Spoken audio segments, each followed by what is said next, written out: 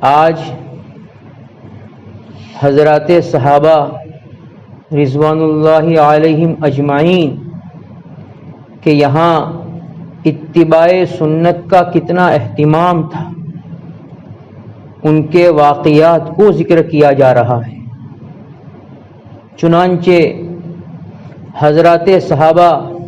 رضوان اللہ علیہم اجمعین اور ہمارے اکابر کے یہاں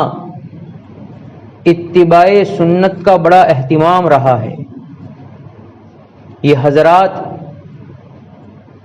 ان برکات اور ان انعامات کی وجہ سے نہیں، بلکہ حضور پاک صلی اللہ علیہ وسلم کی سچی محبت، آپ صلی اللہ علیہ وسلم کے ساتھ سچا عشق، اس بنیاد پر آپ کے طریقوں کا اہتمام کیا کرتے تھے۔ انعامات تو اللہ دیں گے، وعدے تو اللہ پورے فرمائیں گے، لیکن حضرات صحابہ رضوان اللہ علیہ مجمعین، ان کی اندر کی چاہت یہ تھی کہ ہم حضور پاک صلی اللہ علیہ وسلم کے طریقے کے مطابق زندگی گزارے، آپ کی اتباع کا اہتمام کرے۔ چنانچہ روایتوں میں آتا ہے حضرت عبداللہ بن عمر رضی اللہ تعالی عنہما کے متعلق، ہر صحابی عاشق رسول تھا، ہر صحابی کے اندر کا جذبہ تھا آپ صلی اللہ علیہ وسلم کی سنتوں کی پیروی کرنے کا۔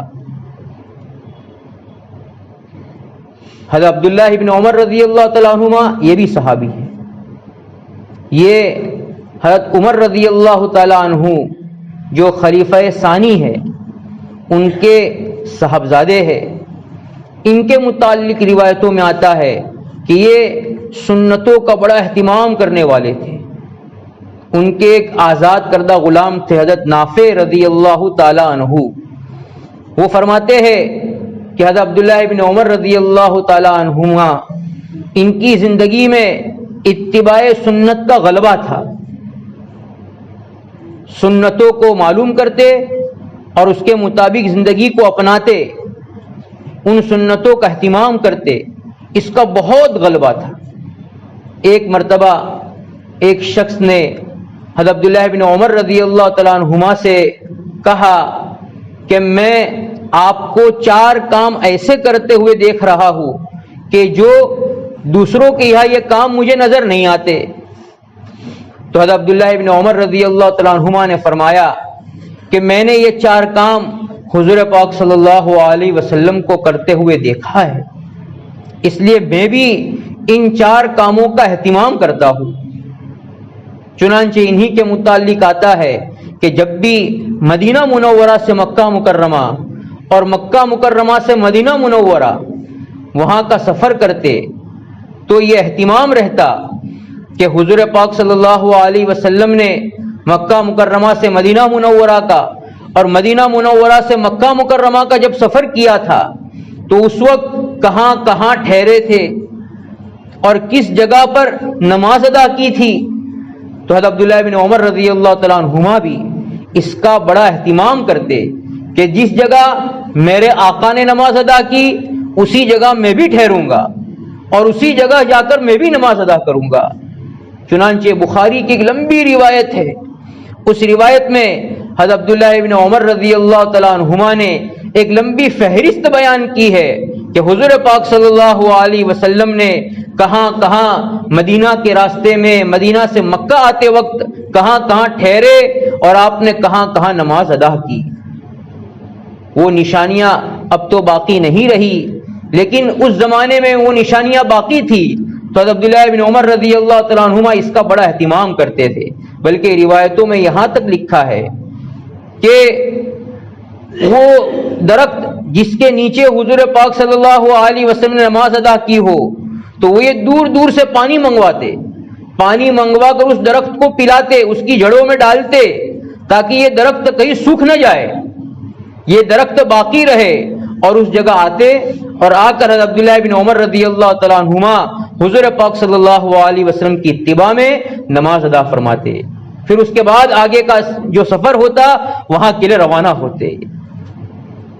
دیکھو یہ تھے صحابہ جن کے دلوں میں حضور پاک صلی اللہ علیہ وسلم کے طریقے کی کیسی محبت تھی. حضرت عبداللہ بن عمر رضی اللہ تعالیٰ عنہما کے متعلق آتا ہے ایک مرتبہ حضور پاک صلی اللہ علیہ وسلم نے صحابہ کے سامنے یوں کہا، ایک اپنی چاہت اور اپنی خواہش ظاہر کی کہ کیا اچھا ہوتا کہ مدینہ منورہ کا باب النساء والا جو گیٹ ہے اس گیٹ کو جو ہے عورتوں کے لیے چھوڑ دیا جائے، یعنی اس گیٹ سے نہ مرد اندر آئے نہ اس گیٹ سے مرد باہر نکلے، وہ گیٹ عورتوں کے لیے استعمال کیا جائے، یعنی عورتیں اس گیٹ سے داخل ہو مدینہ منورہ میں مسجد نبی میں، اور مسجد نبی سے باہر نکلنے کے لیے عورتیں اس گیٹ کو استعمال کرے. یہ آپ صلی اللہ علیہ وسلم نے چاہت ظاہر کی. یہ باب جبرائیل کے بازو میں باب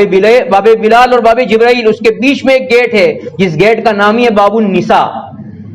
باب عربی میں کہتے ہیں گیٹ کو، دروازے کو. تو یہ نساء جو ہے عورتوں کا دروازہ، اس طرف جو ہے ازواج مطہرات کے مکانات تھے، اس لیے اس گیٹ کا نام رکھا باب النساء. ازواج مطہرات کو وہاں سے آنے کے لیے جانے کے لیے مسجد نبی میں جب بھی آنا ہوتا جانا ہوتا تو وہاں سے داخل ہونا بھی آسان تھا، نکلنا بھی آسان تھا، کیونکہ وہیں باہر نکل کر مکانات تھے. تو حضور پاک صلی اللہ علیہ وسلم نے اپنا منشا ظاہر کیا، کیا اچھا ہوتا کہ اس باب النساء والے گیٹ کو عورتوں کے لیے چھوڑ دیا جاتا، عورتیں اس گیٹ سے مسجد نبی میں آتی اور عورتیں اس گیٹ سے باہر نکلتی. تو حضرت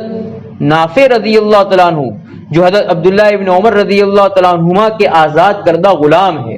وہ فرماتے ہیں میں نے دیکھا کہ عبداللہ ابن عمر رضی اللہ تعالیٰ عنہما کبھی بھی اس گیٹ سے مسجد نبی میں داخل نہیں ہوئے اور کبھی بھی اس گیٹ سے مسجد نبی سے باہر نہیں نکلے. حالانکہ آج ہم جانتے ہیں مرد بھی اس گیٹ سے داخل ہوتے ہیں، عورتیں بھی داخل ہو رہی ہے، لیکن اب تو عورتوں کے لیے اس کو بند کر دیا جاتا ہے. عورتیں جو باہر کی حصے سے جہاں سے عورتوں کا بنایا گیا ہے وہاں سے وہ جو ہے ریاض الجنہ میں آنے کے لیے داخل ہوتی ہے. لیکن حضرات صحابہ اس کا اہتمام کرتے تھے کہ حضور پاک صلی اللہ علیہ وسلم کی جو خواہش تھی، آپ صلی اللہ علیہ وسلم کی جو چاہت تھی،